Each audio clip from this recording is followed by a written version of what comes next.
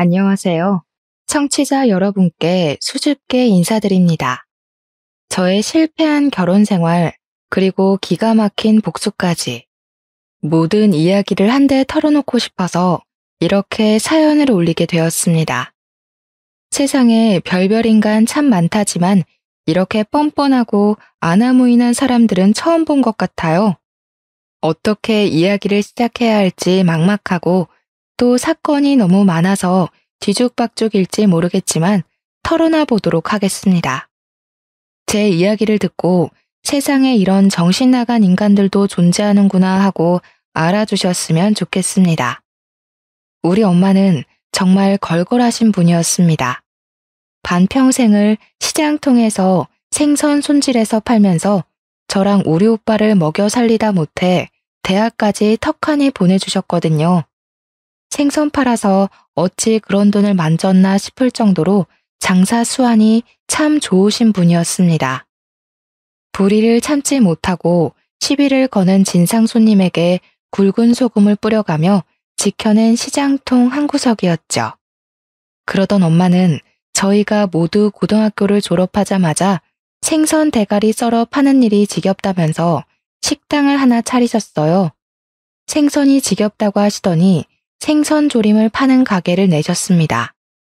우리 엄마의 요리 솜씨가 타인도 인정할 만큼 끝내주셨었거든요. 비법 양념을 대대손손 물려받은 전라도 토박이셔서 그런지 생선 조림 가게는 정말 장사가 잘 됐습니다. 엄마의 양념도 한몫했지만 특이하게 무랑 고구마를 넣어서 조리셨는데 달짝지근하면서도 뒤에 확 올라오는 감칠맛이 끝내주셨죠. 제가 대학에 입학을 하자마자 생선 가게를 오픈하셔서 가게로 친구들을 몇 번 데려갔었어요. 내 친구들이 먹어보고는 진짜 우리만 알면 안 되는 맛이라면서 인터넷 카페 같은 데에 맛집이라고 올려주기도 했고요. 그때만 해도 파워 블로거라는 게 유행할 때라 저랑 친한 대학 동기가 파워 블로거였거든요. 자기 맛집 포스팅에 제대로 올려주고 나서부터는 호황을 이뤘죠. 그 친구한테는 제가 사례를 정말 톡톡히 했습니다. 손님들이 몰려오는데 맛까지 좋으니까 나중에는 줄을 서야 할 정도로 장사가 잘 됐습니다. 우리 엄마가 시장통에서 생선 가게 할 때 정말 욕 많이 본 사람이었거든요. 생선 사러 온 사람들이 여자 팔자가 얼마나 걸걸하면 생선 대가리나 치고 앉아 있냐고 그런 소리를 하는 할머니들이 진짜 많았어요. 우리 엄마가 절대로 그런 걸 곱게 보내줄 사람이 아니라서 동네 할머니들이랑 머리채 잡고 싸운 적도 있었죠. 그럴 때마다 남편 잡아먹고 생선 대가리나 치고 있는 거라며 손가락질하는 사람들도 있었고요. 그런 고생을 하면서도 우리를 절대 남의 집에 보내지 않고 떵떵거리면서 살 수 있게 뒷바라지 해주신 분이죠. 밤마다 고생하신 우리 엄마 소주 한 잔씩 하고 자는 걸 오빠랑 저는 알면서도 모른 척 할 수밖에 없었습니다. 우리 엄마가 세상에서 제일 싫어하는 게 가족들 욕 보이는 거였거든요. 아빠 돌아가시고 엄마가 생선 팔면서 우리 남매 남부럽지 않게 키우려고 얼마나 노력을 하셨었는지. 정말 우리 엄마는 상 받아야 하는 사람입니다. 아무튼 대학을 졸업할 쯤에는 우리 엄마의 가게가 진짜 제대로 자리를 잡게 되어서 집도 더 큰 집으로 이사를 갈 수 있었어요. 방이 2칸뿐이라 엄마와 계속 함께 자야 했는데 드디어 제 방이 생겼기에 얼마나 기뻤는지 모릅니다. 거기다가 가게도 더 큰 자리로 이사를 가게 되었고요. 혼자서 운영하던 테이블 4개 달랑 있던 가게가 2호점을 낼 정도로 대박을 쳤습니다. 4년 만에 여자 혼자 읽어낸 거라 정말 대단하다고 생각했습니다. 우리 엄마지만 존경스러웠어요. 물론 그렇게 성장하기까지 절대로 쉬웠던 건 아닙니다. 사기꾼들도 엄청나게 들러붙었었고요. 우리 가게에서 일했던 아줌마가 똑같이 베껴가서는 가게를 옆에다 차려놔서 싸움이 나기도 했죠. 물론 우리 집이 원조집이라 그 집 손님들이 죄다 떨어져 나가고 망하긴 했지만요. 투자를 해줄 테니 레시피를 공유하자는 프랜차이즈 집도 있었고 엄마한테 투자해라 하면서 쫓아다니는 투자 사기꾼도 있었습니다. 그때마다 우리 엄마가 정말 대단하고 느낀 게 혹할만도 한데 관상만 보고 저 새낀 사기꾼이 확실하다고 쫓아내고 그랬었어요. 생선 가게를 운영할 때부터 괴짜들도 많이 보고 진상들도 많이 봐서 얼굴만 봐도 눈에 보이는 관상이 있다고 하더라고요. 여러 차례 힘든 일을 겪고 난 뒤 오빠의 조언으로 엄마의 생선 조림은 특허권을 신청하기도 했고 상표권을 신청하기도 했습니다. 우리 오빠는 나름 똑쟁이였는데 일찌감치 결혼을 했어요. 대학을 졸업하고 2년 만에 결혼을 했으니까 28살쯤 결혼을 했습니다. 대학 때부터 커플이었던 언니랑 결혼을 했는데 인상이 정말 동글동글하고 저한테나 우리 엄마한테나 싹싹하게 구는 맏며느리감 여자였습니다. 언니는 시집 오자마자 엄마 일을 돕겠다고 선언한 뒤 주방에서 일을 했고요. 자연스럽게 엄마가 관리하던 2호점을 오빠네 부부가 물려받았습니다. 새언니는 정말 싹싹하고 우리 엄마한테 너무나도 잘했고 일도 애둘러 하는 것 없이 열심히 했습니다. 틈틈이 저까지 챙겨주는데 제가 얼마나 새언니한테 고마웠는지 몰라요.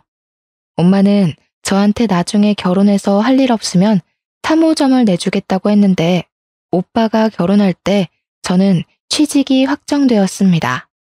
제가 취직한 곳은 미술관이었습니다. 꽤 오래된 곳이었는데 저는 작품 설명에는 영 재능이 없어서 작품을 판매하는 영업직 직원이었다고 하는 게 더 맞을 것 같네요.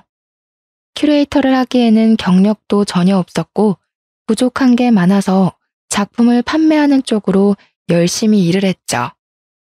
우리 전시관이 오래된 만큼 단골 손님들도 꽤 많고 좋은 작품을 전시한다고 유명했단 말이죠. 인사동 쪽에서도 이름만 대면 알 법한 유명한 곳이었는데 우리 미술관에 매일 출석하듯이 오는 남자 손님이 한 분 계셨습니다. 직장 선배 말로는 매일같이 보러 온 지 몇 개월이 됐다는데 빤히 작품들을 둘러보고 이것저것 살펴보고 간다는 것이었습니다. 저한테 한번 대응을 해보라고 작품을 살 것 같진 않지만 혹시 모르지 않겠냐고 하더라고요. 그래서 슬쩍 가서 마음에 드는 작품이 있으시냐 물어보니까 아니라고 손사래를 치더라고요. 그냥 보러 온 거라고 하는데 솜에 물감이 묻어있고 오일 페인트 냄새가 옅게 나는 것 같길래 슬쩍 물어보았어요. 화가시냐고 하니까 어떻게 알았냐면서 하들짝 놀라더라고요. 물감 냄새가 나는 것 같아서요 하니까 자기한테 냄새 나냐고 킁킁거리는데 그 모습이 어벙한 게 귀엽더라고요. 매일같이 오니까 저도 모르게 매일같이 옆에 서서 대화를 나누게 되었습니다. 한 가지 작품 앞에서 빤히 계시길래 이 화가의 작품을 좋아하냐 물어보니 그런 건 아니고 그림을 어찌 저리 생동감 있게 그릴 수 있는지 궁금해서 보는 거래요. 자기는 무명 화가고 아직 개인 전시회 같은 것도 엄두를 못 내는 정도라고요. 자연스럽게 그림에 대한 대화로 시작해서 각자의 사생활까지 이야기하는 사이로 발전했습니다. 그 사람과 저는 미술관에서 만나다가 근처 카페에서 못다한 이야기를 나누고 밥을 먹고 영화를 보는 사이가 되었죠. 그렇게 2년이 넘는 시간 동안 연애를 하고 제 나이 29에 프로포즈를 받게 되었습니다.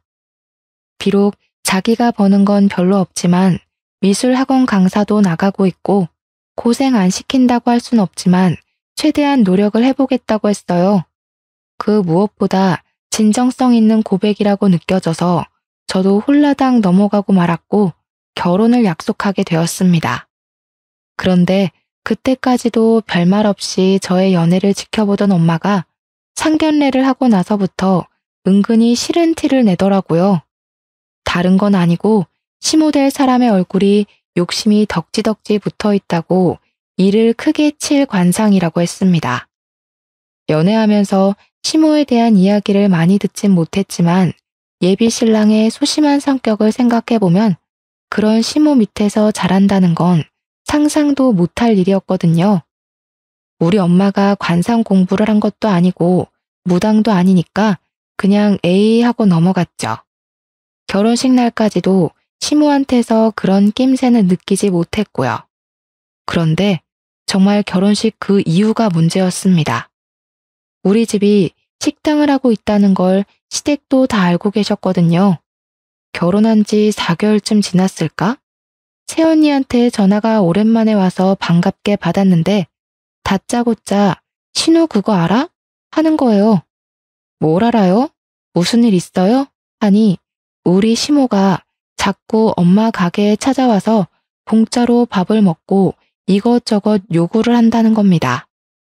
아무것도 몰랐던 저는 자세하게 이야기를 해달라고 했죠. 그러니까 일주일에 한 번씩은 꼭 찾아와서 공짜로 밥을 먹고 간다는 거예요. 그것도 혼자 찾아오는 것이 아니라 친구들을 싹 끌고 와서 비싼 갈치조림을 대짜로 시켜 먹는 것도 모자라 반찬까지 싸달라고 한다는 겁니다. 반찬? 무슨 반찬? 하고 물어보니까 글쎄 식당에 밑반찬 나오는 거 있죠? 이게 맛있네 저게 맛있네 하면서 락앤란 통을 들이민다는 거예요. 돈 한 푼 낸 적 없이 매번 그러니까 새언니가 미치겠다고 하더라고요. 우리 엄마는 사돈어른이라 싫은 소리 한번 못하고 그냥 해달라는 대로 해주고 있었대요. 시모가 저한테 시집살이라도 시킬까 싶어서 보다 못한 새언니가 저한테 신우가 잘 좀 이야기해봐. 어머님 성격 알잖아 하더라고요. 우리 엄마가 걸걸하신 분이고 불의를 못 참는다고 하셨잖아요. 저 때문에 꾹꾹 참고 계신 거였어요. 그날 저녁에 남편을 붙잡고 이야기를 했습니다. 시모가 우리 엄마 가게 와서 공짜로 밥 먹고 가는 것도 모자라 반찬까지 싸달라고 한다더라. 친구들까지 죄다 끌고 온다더라 했어요. 일주일에 한 번 이상은 꼭 온다는데 내가 말하긴 좀 그렇고 당신이 시모한테 말 좀 잘해달라고 부탁을 했죠. 그랬더니 남편이 머리를 벅벅 긁으면서 자기가 미술한다고 돈 아끼면서 살았던 게 버릇이 돼서 그렇다는 거예요. 아니, 돈을 아끼는 걸로 제가 뭐라고 했나요? 거지처럼 공짜밥 구걸하고 다니니까 그런 거죠. 남편이 생각 없이 자기 엄마를 두둔하는 행동 또한 꼴보기가 싫었습니다. 아무리 그래도 사돈어른이 불편한 걸 알아야 하는 나이가 아닌가요?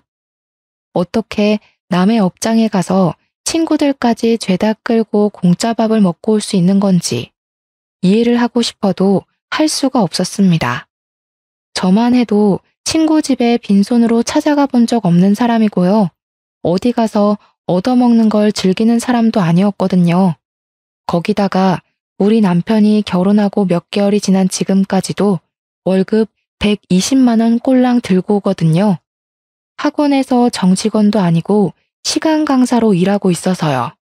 제가 정직원으로 일하면 안 되겠냐고 했는데 본인 개인전 열고 싶어서 작품을 그려놔야 한다고 하더라고요. 작품을 그릴 시간이 필요하니까 학원에는 시간 강사로 파트타임을 나가야 한다고요. 그렇게 벌어오는 게 120만 원입니다. 제가 얼마나 속이 터지겠어요. 고생 안 시킨다고 한 적은 없지만 이건 너무하죠. 그림 그리는 가난한 사람이란 걸 알면서도 결혼하긴 했지만 그래도 저도 할 말은 해야 하잖아요. 당신이 지금까지 재료값을 어머님한테 달라고 하지 않잖아. 그러니까 어머님이 우리 집에 와서 공짜밥을 드시는데 명분이 없다는 거야. 우리 집에서 무전취식 그만했으면 좋겠어. 그랬더니 남편이 노발대발하면서 지금 우리 엄마 거지 취급하는 거냐고 하더라고요. 근데 막말로 맞는 말 아닌가요? 몇 개월 동안 무전취식했다는데 그것도 일주일에 한 번 이상은 꼭이요. 갈치조림 4인상 기본이라고 해도 15만 원은 나와요. 근데 지인 4명 이상은 꼭 끌고 간다는 겁니다. 그러면 우리 엄마가 손해보는 돈은 얼마나 많겠습니까? 남편한테 그랬죠. 당신이 한 달에 월급 버는 만큼 어머님이 우리 엄마 가게에서 식사하고 가신다고요. 그랬더니 자존심이 상한 건지 뭔지 씩씩거리면서 시모한테 전화를 걸어서는 엄마가 장모님 가게에서 거지처럼 공짜밥 먹고 반찬 달라 그랬어? 이러는 겁니다. 아니, 그렇게까지 악의적으로 말할 필요가 있나요? 애둘러서 좋게 좋게 이야기할 수도 있는 거잖아요. 남편한테 그렇게 말하면 내가 뭐가 되고 우리 엄마 입장이 얼마나 난처하겠냐고 이야기를 했더니 화를 빽 내더라고요. 네가 그랬잖아, 자존심 상하게. 너도 나 그림 못 그린다고 재능 없다고 무시하는 거 아니야? 남편이 자기 작품 전시회를 한 번도 열지 못한 것에 대한 자격지심이 있었나 봐요. 저도 몰랐죠. 그림에 그렇게 예민하게 굴 거라고 생각도 못했고요. 시모가 남편 전화를 받자마자 저를 바꿔보라고 했는지 저한테 휴대폰 딱 던져주고는 방에 들어가서 문을 쾅 닫더라고요. 무슨 사춘기 어린애도 아니고 반항을 저 따위로 하는지 이해를 할 수가 없었습니다. 물론 수습도 제 몫이었고요. 저도 이참에 할 말은 해야겠다 싶어서 솔직하게 시모한테 이야기를 했습니다. 우리 엄마도 땅 파서 장사하는 게 아니니까 앞으로 방문하실 때는 제값 내고 드셨으면 좋겠어요. 반찬도 싸달라고 하시면 가게 손님한테 드릴 밑반찬이 없잖아요. 내가 우리 아들을 어떻게 키웠는데 이런 취급을 받아야 하는 거니? 네가 얼마나 우리 아들을 무시했으면 우리 아들이 저런 소리를 해. 제가 한 말 중에 아들을 무시하는 말이 있었다고 생각하세요? 저는 아무리 생각해도 없더라고요. 그래서 저는 무시한 적 없는데요 하고 말을 했는데 오히려 제 말을 시모가 무시하더라고요. 제 말은 듣지도 않고 자기가 못난 엄마라 서럽다, 며느리한테 이런 소리 들을 줄 꿈에도 몰랐다 하는데 이해가 안 갔어요. 무전 취식하길래 하지 말라고 한 게 왜 서러운 일인 거죠? 어머님, 우리 아들 아주 말끝마다 그러시는데 그 귀한 아들이 한 달에 120만 원 버는 거 아시죠? 근데 어머님은 저희 엄마 가게에서 한 달에 100만 원어치 이상을 드세요. 너무 놀부심보 아닌가? 저희 엄마가 자선업체도 아니고 봉사단체도 아니잖아요.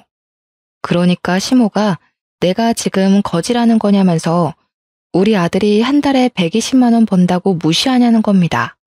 능력 없다고 무시하냐, 네가 더 잘 번다고 남자를 깔보면 되냐 안 되냐 하는데 귀가 따가웠습니다. 능력 없는 남편 데리고 살아주는데 저한테 고마워하세요. 120만 원 버는 아들 키워놓고 저한테 이런 취급을 받아야겠냐고 하셨죠? 그럼 120만 원 버는 만큼 딱 그만큼만 저도 시댁에 베풀게요. 남들은 300만 원 넘게 벌어와도 있는 척 유세 안 떠는데 고작 120만 원 버는 아들 데리고 지금 유세 떠시는 거예요? 끝으로 양심도 없으시지까지 덧붙이니 시모가 전화를 뚝 끊어버리시더라고요. 제가 생각해도 너무 세게 말했나 싶긴 했는데 언제까지 우리 엄마가 손해보고 살 수는 없으니까요.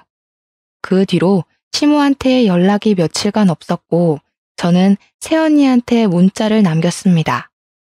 제가 시모한테 말 잘해놨으니까 더 이상 무전 취식할 일 없을 거라고 했죠. 무슨 일 생기면 꼭 연락해달라고 신신당부를 했는데 새언니가 그 문자 받고 엄마한테 이야기를 했나 보더라고요.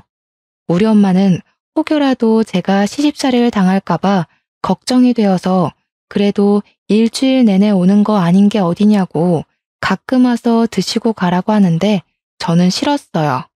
저한테 이제 뭐 돈 20만 원에 궁상 떠는 사람도 아니고 딸내 시댁 어르신인데 그 정도 대접을 할 수 있다고 하시는데 됐다고 했습니다. 시모도 저한테 삐졌는지 뭔지 한 2주 뒤쯤부터 다시 연락을 해서는 평소에 안 하던 잔소리를 막 하더라고요. 애는 언제 가질 거냐 하면서 딱 인터넷에서 보던 전형적인 시모의 잔소리 있죠? 도대체 시모들은 왜 다 그런 건지. 뭐만 하면 애는 언제 낳냐, 아이는 안 생겼냐 하는데 제가 무슨 애 낳는 기계도 아니고. 더군다나 남편이 120만 원 벌어오는 상황에서 무슨 애를 낳겠어요? 제가 임신해서 육아휴직이라도 쓰거나 일을 그만두면 우리 집 생계는 누가 책임져 준답니까?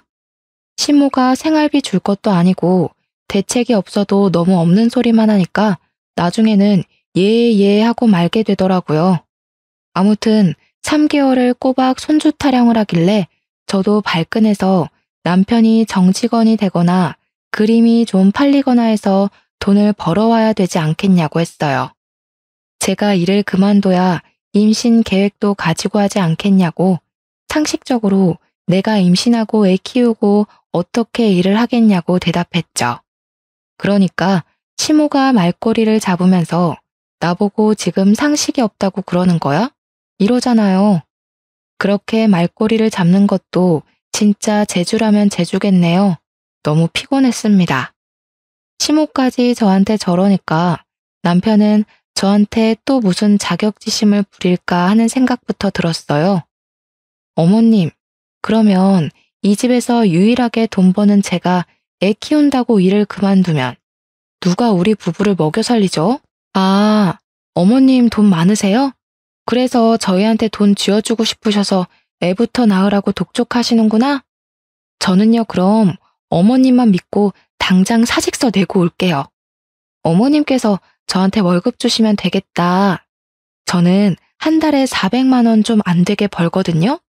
넉넉하게 매달 400만 원씩 보내주시면 아이 키울 때 부족함 없을 것 같은데 괜찮으시겠어요?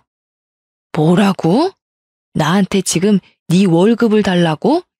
이게 말이야 방구야. 너는 상식적으로 그게 말이나 되는 소리니? 너네 애 키우면서 나한테 왜 돈을 달래? 이게 미쳤나? 왜요? 저는 아이 키울 여건이 안 돼서 안 낳겠다고 한 건데 굳이 어머님께서 낳으라고 하시는 거 보니까 자신이 있어서 낳으라고 닥달하신 줄 알았어요. 그게 아니라면 저한테 왜 자꾸 아이 낳으라고 강요하세요? 그리고 말 한 번 잘하셨네요.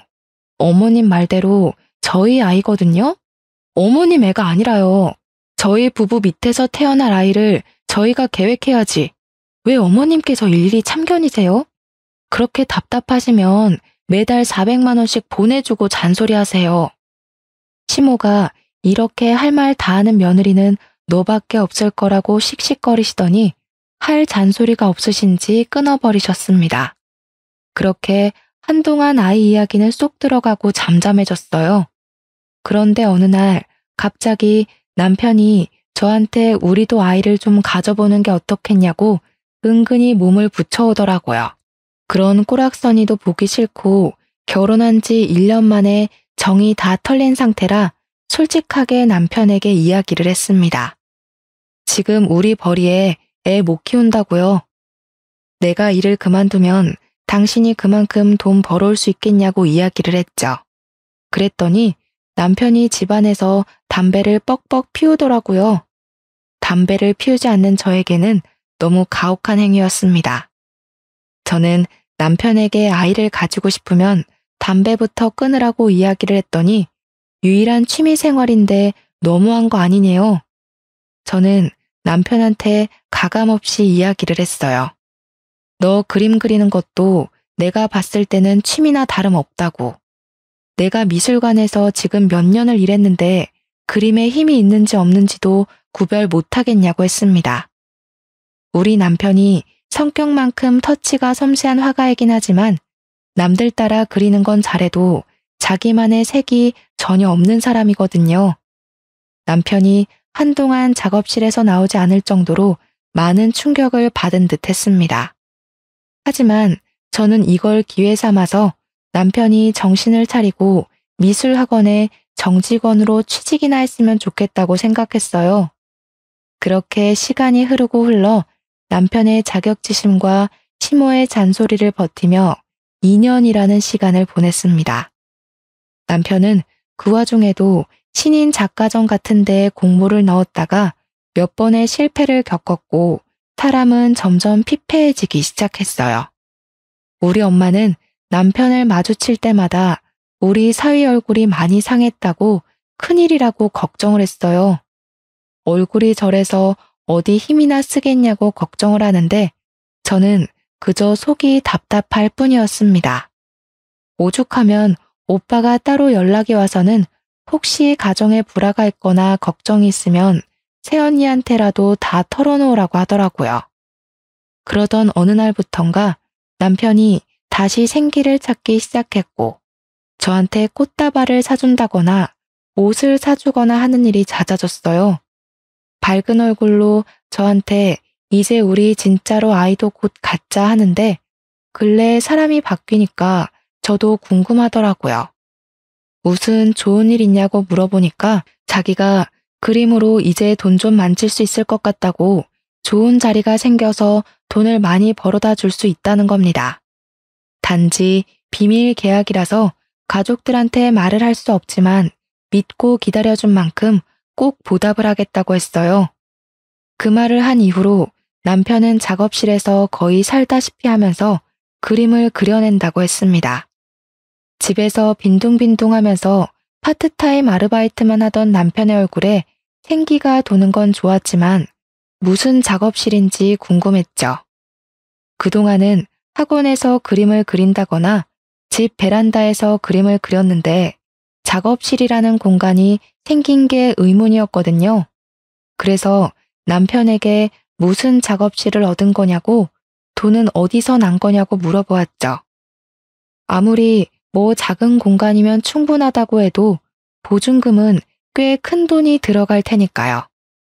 남편은 아주 떵떵거리면서 새로 일하게 된 회사에서 얻어준 작업실이라고 했어요. 그러면서 제 손을 꼭 잡고는 앞으로 먹고 사는 거 걱정 없이 해주겠다고 그동안 자기가 너무 못 벌어와서 미안하다고 사과를 하더라고요. 이 남자가 취업을 하더니 정말 철이라도 들은 건가 싶어서 저는 의아했죠. 그런데 남편이 정말 한 달 뒤에 월급이라고 통장에 찍힌 돈을 보여주는데 무려 300만 원이라는 돈이 찍혀 있는 게 아니겠어요? 300만 원이라는 돈이 남들한테는 늘 벌어왔던 돈일 수도 있지만 우리 남편에게는 정말 큰 의미나 다름없었거든요. 앞으로 잘만 하면 더 오를 거라며 내가 이제 걱정 없이 살 수 있게 해준다고 했지 하면서 큰 소리를 치는데 엄지를 척하니 올려주었습니다. 무슨 일을 하는 건지는 몰라도 분명 그림으로 벌어온 돈일 텐데 우리 남편의 자존심이 회복되는 것 같아서 진심으로 기뻤습니다. 돈이 생기고 나니까 남편이랑 저의 사이도 점점 회복되기 시작했습니다. 다시 물감 냄새를 진하게 묻혀오는 남편한테 애정이 막 샘솟기도 했고요. 우리 남편의 표정이 남들이 보기에도 쑥쑥 밝아졌어요. 우리 엄마도 타위 얼굴이 좋아졌다고 용돈 보내준 거 잘 받았다고 무슨 돈이 있어서 보냈냐고 기특하다고 하는데 좋더라고요.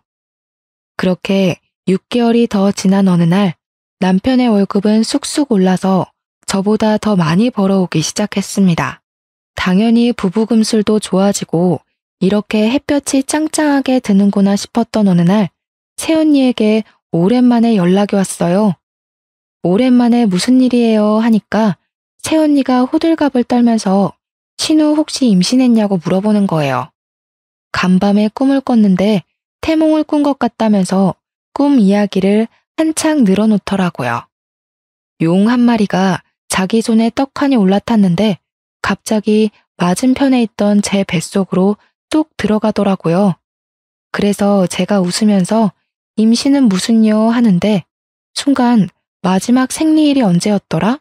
하는 생각이 들었어요. 언니, 잠시만요. 저 임신 테스트기 해봐야 할 것 같아요. 하고 전화를 끊고 약국으로 달려가서 임신 테스트기를 샀습니다. 아침 첫 소변으로 해야 정확하다는 걸 알고 있었지만 마음이 급해서 화장실에 가서 그냥 테스트를 했어요. 누가 봐도 선명하게 두 줄이 떡하니 뜨는 게 아니겠어요? 너무 놀라서 화장실에서 소리를 꽥 질렀죠. 새언니한테 사진을 보내니까 바로 전화 와서는 빨리 병원부터 가보라고 하더라고요. 주섬주섬 옷을 챙겨 입고 집 근처에 있는 산부인과에 가서 검사를 하니까 글쎄 임신 6주 차라고 하더라고요. 다음 주에 오시면 심장 소리도 들을 수 있다고 남편분이랑 같이 오라고 하는데 초음파 사진을 손에 쥐고 있는데도 믿기지가 않았어요. 너무너무 신이 나서 남편이 집에 오자마자 초음파 사진을 보여주면서 나 임신했어 하고 이야기를 하니까 남편이 입을 턱 틀어막더라고요. 너무 감동이라고 드디어 우리에게도 새 생명이 찾아왔다고 한참을 어쩔 줄 몰라 하더니 시모한테 바로 전화를 하더라고요. 다음날 출근해서 직장에 이야기를 하고 저는 정직원에서 파트타임으로 일을 하기로 했어요. 월급은 확 줄긴 했지만 퇴교할 시간도 늘어나고 대표님께서 언제든지 정직원으로 복귀를 시켜주시겠다고 약속까지 걸어주셨습니다. 남편은 그달에 정말 열심히 일을 했다면서 우리 아이를 부족함 없이 키우자고 월급을 500만 원을 들고 왔습니다. 드디어 우리 가족에게도 꽃길만 밟게 길이 열렸구나 하면서 행복해하고 있었죠. 우리 엄마는 벌써부터 몸조리 잘해야 된다고 청담동에 있는 산후조리원을 보내주겠다고 설레발을 치고 있었습니다. 그렇게 태교에 집중하던 어느 날 뱃속의 아이의 옷은 파란색으로 준비하라는 말을 듣고 아들이라는 것을 알게 되었습니다. 당연히 우리 시모는 저에게 복덩이라며 난리가 났고요. 그러다 제가 임신 6개월쯤 되었을 때 새언니에게 연락이 왔는데 영 목소리가 좋지 않더라고요. 언니, 무슨 일 있어요? 하니까 오빠가 저한테 이야기를 하지 말랬다고 하면서 고민을 하더니 이야기를 털어놓기 시작했습니다. 우리 시모가 어느 날부터 엄마 가게를 찾아가서는 분점 자리 하나 내달라고 떼를 쓴다는 이야기였어요. 우리 엄마가 주방에서 일하던 사람이 뒤통수를 치고 옆자리에 가게를 낸 이후에 절대로 양념은 새언니와 오빠 그리고 엄마 셋이서만 만들거든요. 근데 그 비법을 알려달라고 떼를 쓰면서 3호점을 내게 해달라고 난리를 친다는 겁니다. 자기가 누군지 아냐고 가족으로 묶인 사람인데 설마 뒤통수를 치겠냐면서 당당하게 요구를 한대요. 새언니한테 미안하다고 내가 시모랑 이야기를 해보겠다고 하니까 나한테 알리지 말라고 했다면서 그냥 알고만 있으래요. 제가 알게 된 거 알면 엄마고 오빠고 분명 화낼 거라면서 태교만 하라고 하길래 언니 입장도 있으니까 알겠다고 했죠. 근데 시모가 진짜 엄마 가게에서 거의 드러눕다시피 했나 보더라고요. 결국 엄마 가게에서 일을 하게 되었다는 소식을 듣게 되었어요. 그 소식을 듣고 임신 8개월 만삭인데도 무거운 몸을 이끌고 엄마 가게에 일부러 찾아갔거든요. 시모가 떡하니 있더라고요.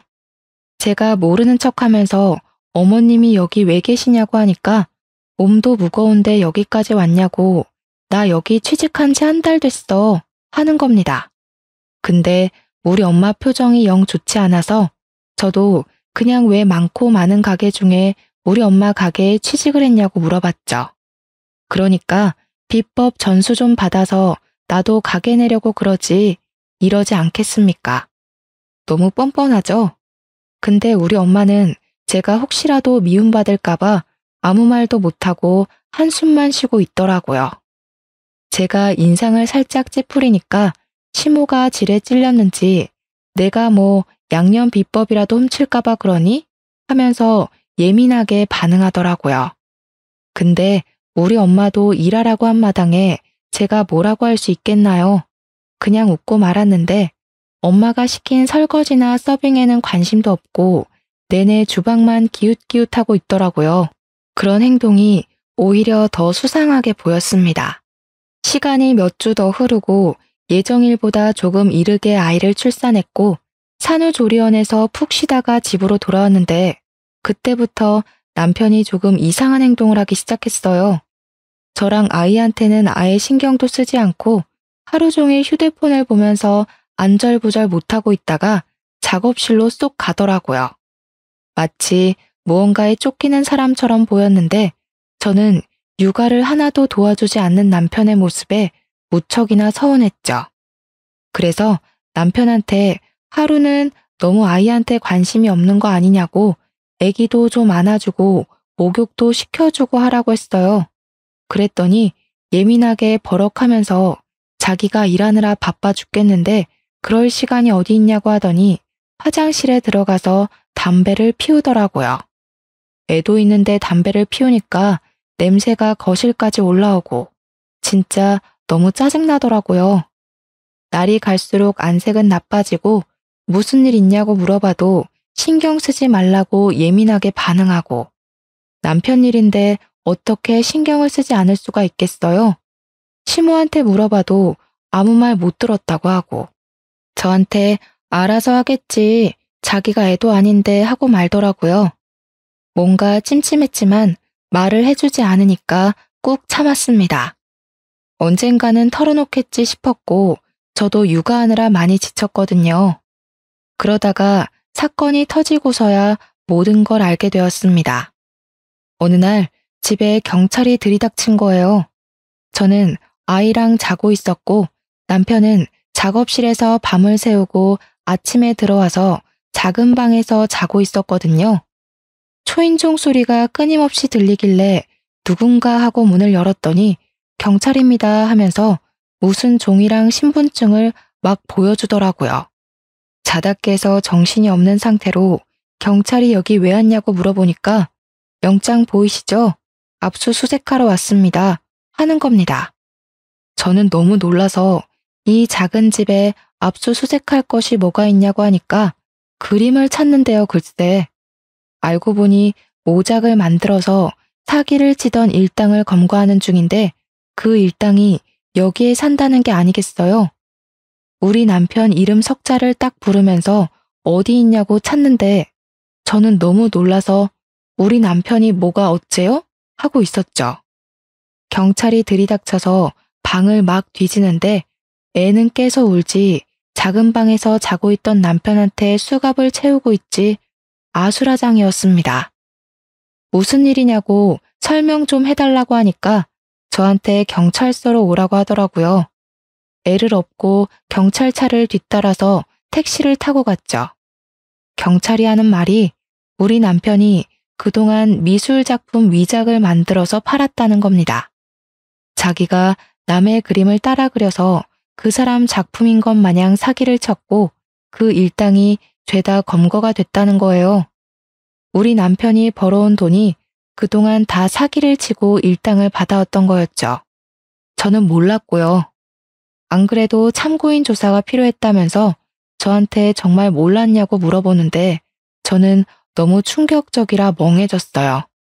이미 한 번 걸려서 벌금을 낸 전과도 있는데 몰랐냐고 이번이 두 번째라서 무조건 입건될 거라는 겁니다.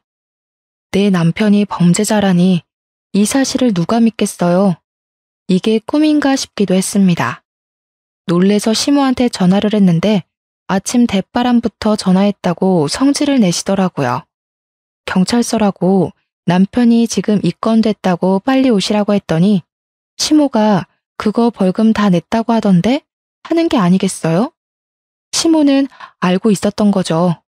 그래서 두 번째 걸린 거래요 했더니 친정에다가 돈 빌려서 보석금 내고 풀면 돼 하는 겁니다. 사기친 금액만큼 돌려주면 되는 거 아니냐고. 그래서 경찰에 물어보니까 이번에는 벌금으로 안 끝날 거라고 무조건 구속 수감될 거라는 거예요. 벌금이 얼마예요? 하니까 지난번에 2천만 원 냈으니까 이번에는 더 많이 나오겠죠? 하더라고요. 아니, 그동안 벌었던 돈은 다 저한테 줬는데 2천만 원이 어디서 나서 벌금을 냈나 싶더라고요. 남편한테 물어보니까 글쎄 우리 엄마한테 돈을 빌렸다는 겁니다. 그 와중에 새언니한테 연락이 오더니 큰일 났다고 3호점을 낸 적이 없는데 떡하니 3호점 간판을 달고 장사하는 집이 생겼다는 겁니다. 순간 불길한 느낌이 팍 들었는데 새언니가 그러더라고요. 친훈의 시어머니가 차렸나 봐 하고요. 우리 엄마네 가게에서 일하고 있었잖아요. 하니까 3개월도 채 안 돼서 그만두고 나갔대요. 자꾸 엄마네 가게에 오는 손님들이 3호점은 이 맛이 아니던데 체인점 관리 좀 하라고 잔소리를 해서 알아보니까 3호점 간판 달고 운영하는 곳이 있더래요. 찾아가 보니 우리 시모가 떡하니 손님 맞이하고 있더라면서. 양념 소스 비법은 훔치진 못했지만 대충 비슷하게 만들어서 팔고 있었던 거죠. 그제야 인터넷에 검색을 해보니까 블로그 같은 데에 3호점이 오픈을 했던데 맛이 아예 다르다고 여러 개 글이 올라와 있더래요. 댓글에도 3호점은 따라 만든 가짜 같죠? 하는 글들이 올라와 있었고요. 그래놓고 뻔뻔하게 제 전화를 받아서 벌금 내면 된다고 이야기를 하고 있었다는 거잖아요. 다시 시모한테 전화를 걸어서 다짜고짜 혹시 3호점 간판 달고 장사하시냐고 따져 물었어요. 그러니까 자기가 곁눈질로 배운 솜씨로 차렸다면서 당당하게 이야기를 하는 겁니다. 우리 가게에 상표권이 다 등록되어 있는데 말도 없이 3호점을 오픈하는 게 맞냐고 이거 소송감이라고 이야기를 하니까 도리어 저한테 화를 내더라고요. 가족끼리 무슨 소송이라는 말을 하냐고. 우리 아들 미술 시키느라 돈이 얼마나 나갔는데 이런 거 하나 못 나누냐고 하더라고요. 재료값이라도 뽕 뽑으려면 장사를 해서 돈이라도 벌어야지 비법을 다른 가게에 팔지 않은 걸 감사하게 여기래요. 자기한테 비법 팔으라고 연락 온 사람이 한둘이 아니라면서 저한테 제대로 된 비법을 알려주면 3호점 잘 운영해 보겠다는 겁니다. 글쎄. 제가 너무 어이가 없어서 경찰서에서 더 이상 할 수 있는 게 없어서 엄마 가게로 찾아갔어요. 엄마가 당황해하면서 무슨 일로 왔냐고 하는데 그 눈빛만 봐도 무슨 말이 하고 싶은 건지 알겠더라고요. 우리 시모가 정신 나간 짓 한 거 알고 찾아온 거예요. 꾹꾹 참지 말고 상표권 소송해요, 우리. 엄마가 놀래서 무슨 소송이냐고 그럴 필요 없다고 하는데 가족이라도 해야 할 짓이 있고 하면 안 되는 짓이 있는 거라고 했죠. 안 그래도 손님들이 맛 다르다고 난리친다면서 엄마 가게 매출도 떨어지는 거 아니냐고 화를 냈습니다. 묵묵부답으로 일관하시길래 지금 경찰서 갔다 오는 길이라고 남편이 사기쳤다는 사실을 알려드렸어요. 그러면서 엄마한테 돈 빌려갔다면서 남편이 처음 걸렸을 때 벌금을 엄마 돈으로 냈다고 하던데 하고 말을 했죠. 그거 갚을 수 있을지 없을지도 모르는 마당에 그 큰 돈을 왜 빌려줬냐고 핀잔 섞인 투정을 부리고 있었는데 엄마가 그러시는 거예요. 사위가 끌려가게 생겼다는데 돈 8천만 원이 뭐가 문제냐고 더 큰 돈이 필요하대? 하시는 겁니다.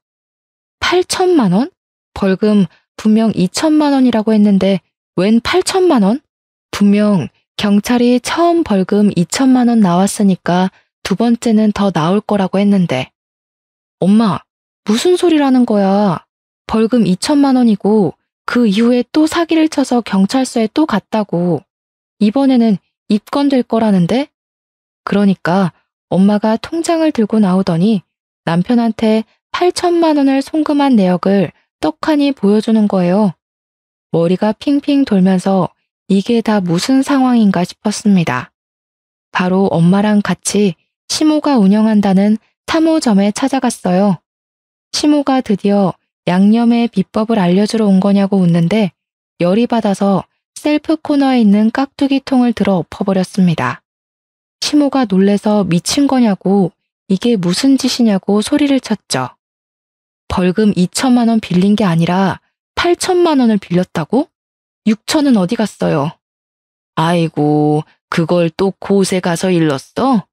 지네 엄마가 생선 대가리 잘라 팔았다더니 딸도 기가 센 건가? 우리 아들이랑 붙어 먹어서 우리 아들 망한 거 아니냐? 팔짝 꼬인 거 아니야?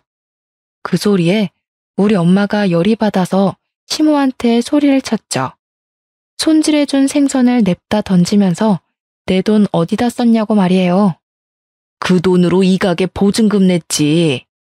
엄마가 부들부들 떨면서 상표권 소송 걸 거라고 단단히 준비하라고 소리치고 나왔습니다.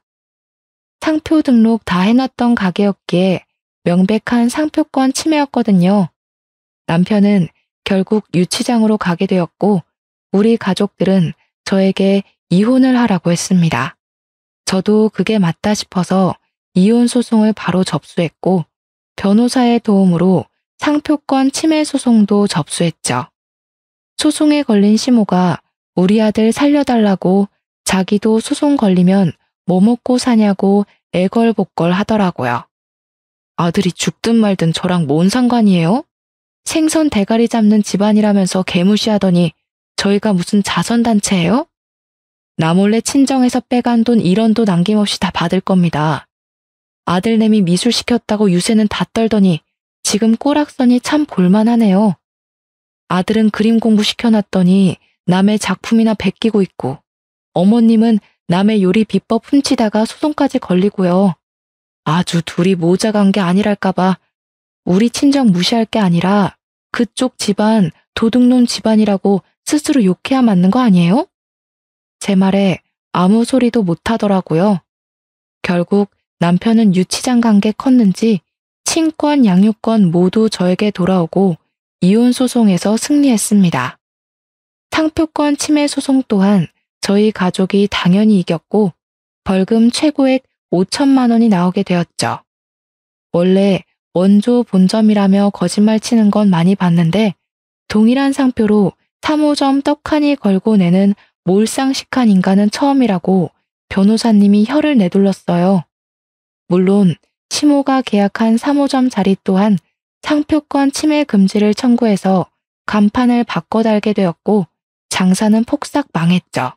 월세도 한 푼 못 내는데 어떻게 유지를 하겠습니까? 엄마가 빌려준 8천만 원 또한 문자 내역에 송금 내역이 남아 있었고 갚겠다는 남편의 음성 또한 녹음되어 있었어요. 엄마가 사기나 투자 권유를 많이 받았기에 일일이 통화를 녹음하는 버릇이 있었거든요. 내용 증명 바로 보냈더니 시모가 또 연락이 왔더라고요. 당장 갚으라고 민사소송 준비 중이라고 했더니 저한테 잘못했다고 빌기 시작했습니다. 내가 평생 속죄하면서 살 게 엄이야. 내가 3호점 차린 가게에 보증금 5천이 들어갔고 인테리어 한다고 1,000만 원을 썼다. 차라리 3호점을 너희가 인수해서 운영하면 안 되겠니? 공짜로 명의 변경 다 해줄게. 제발. 아줌마, 이미 망한 가게를 왜 우리가 기어 들어가서 장사를 합니까? 멍청해서 그래요?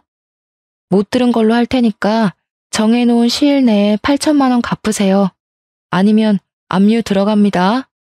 겁을 먹은 건지 민사까지 갔으면 꽤 긴 시간이 소요됐을 텐데 시모가 바로 살고 있던 빌라 정리해서 8천만 원을 보냈더라고요. 그 돈 다 엄마 드리고 지금은 친정에서 엄마랑 같이 살면서 아이를 보고 있습니다. 오빠네 부부가 육아도 도와주고 엄마도 저 우울해하지 않도록 옆을 지켜주셔서 너무나도 든든해요. 남편은 징역 8개월이 나왔고 출소하자마자 우리 집이랑 가게 옆에서 청승을 떨면서 한 번만 용서해달라고 다시 같이 살자고 애걸복걸했어요.